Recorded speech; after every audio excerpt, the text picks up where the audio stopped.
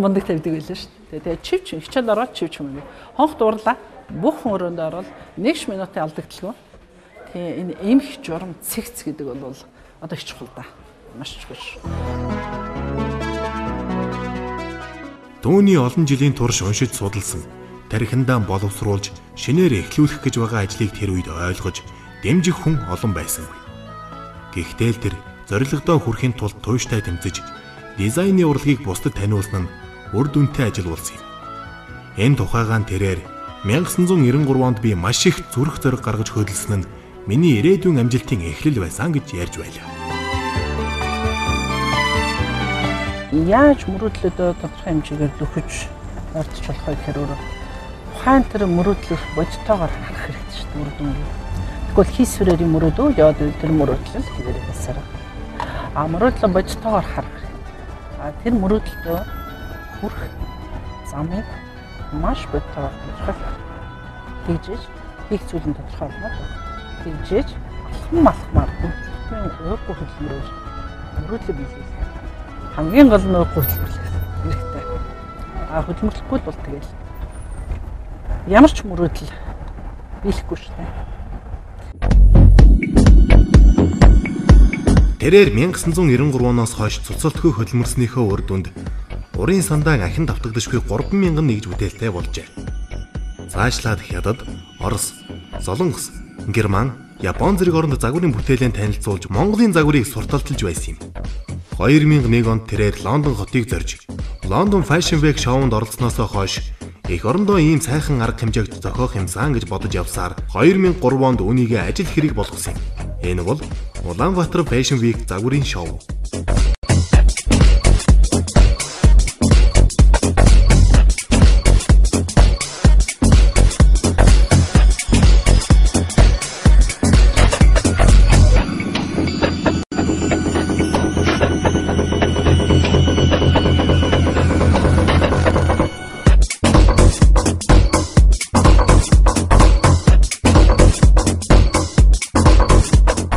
Ерөөсөө өөртөө итгэх хэрэгтэй. Тэгээд өөртөө итгэх хэрэгтэй гэж байна. Зөвхөн өөртөө итгэснээр л ямар нэгэн зорилгыг одоо зорилго төрдөг, амжилтанд хүрдэг. Зөвхөн өөртөө итгэх.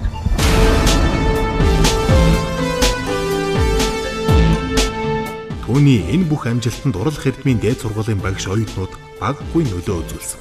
Тунгалаг захирал багш оюутнуудаа нэг бодолт сэтгэлдээ, нэг хүсэл мөрөөдөл зангидагдаж олон шинэ бүтээл гаргаж байгаа нь түүний зохион байгуулах удирдах хавьяасын илрэл юм.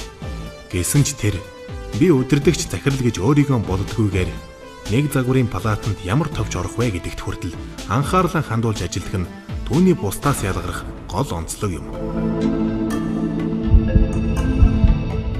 Манай тунгааг нэг үгээр дүгнж болохгүй хаа.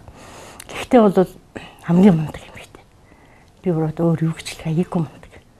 Бид нар бүгдээр хөлийн зөвшөөрдөг.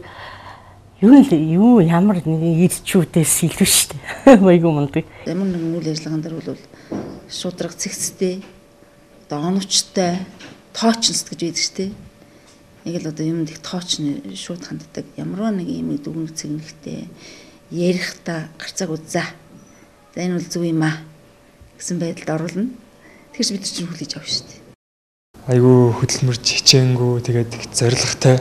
Тэгээд тэр зоригтой хүрч чаддаг. Би тэгээд товдоос их хүлэрч авдаг. Тэгээд сая тэрийг нэг энэ 4-4 курст ороод нэлээд мэдчих авлаа л да. Одоо ингээд бас үл нэг загварын 7 хоног тэр ингээд хамтарч ажиллаж чад ингээд юм хийж байгаа тий. Хүмүүст арчиж байгаа. Яаж ингээд хүмүүсээ зохион байгуулж байгаа.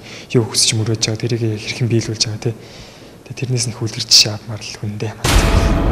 Хэрвээ та бусад хүмүүсийн боловсрол, чадвар, туршлага, нөлөөг ашиглаж сурвал танд амжилт аз илүү хурдан найдвартай.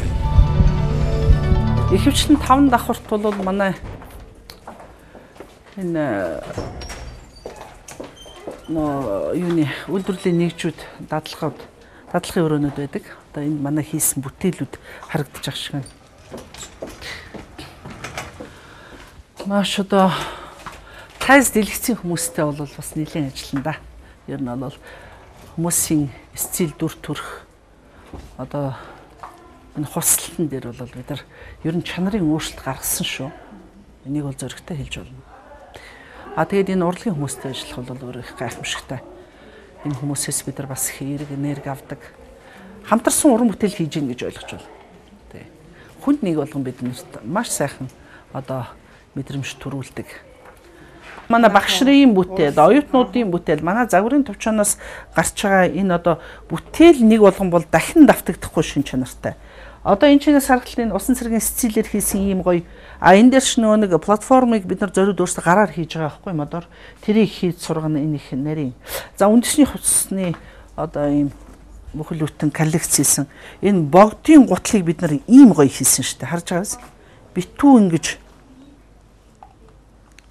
зүү орох ажиллабар гэдэг чинь баг хураг болтлон гэж утгатай шүү дээ. Энэ ч өөр ийм мундаг ажил хийж байгаа юм.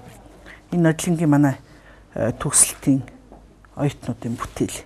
Ингэж одоо материалаар нь хангаж өгөөд хүүхдийг ингэж дагуулan ингэж сургаж ийм гоё бүтээл хийлгэнэ гэдэг бол манай багш нар гавьяатай. Гавьяат. Энд бол манай интерьер архитектурын төвс ангийн хүүхдүүдийн одоо дипломын ажлын бэлтгэл явагдаж байгаа шиг байна. Эдгээр шин цөмөрө презентац центрээ бүр анимашнаар хийж хамгаалдаг шүү дээ. Манай хүүхдүүд. Тий. Манай 4-р курсын хүүхдүүд 3-ын бас зарим нь харагдаж байна.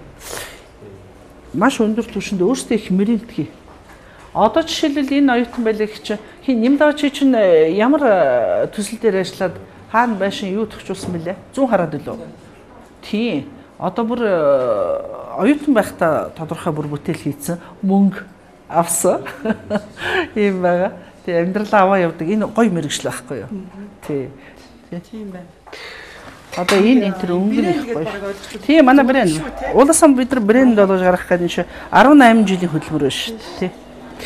Тэгээ энэ их үнэтэй л дээ. Цөөхөн тоогоор хийдэг. Одоо ахиж ийм цүнхэл ерөөсөө хийхгүй шүү дээ бид нар. Нэг л янз юм. Ийм цагаан цүнх шүү байхгүй. Ийм цүнх байхгүй гэх мэтчил давтагдахгүй гэдгээрээ их чухал.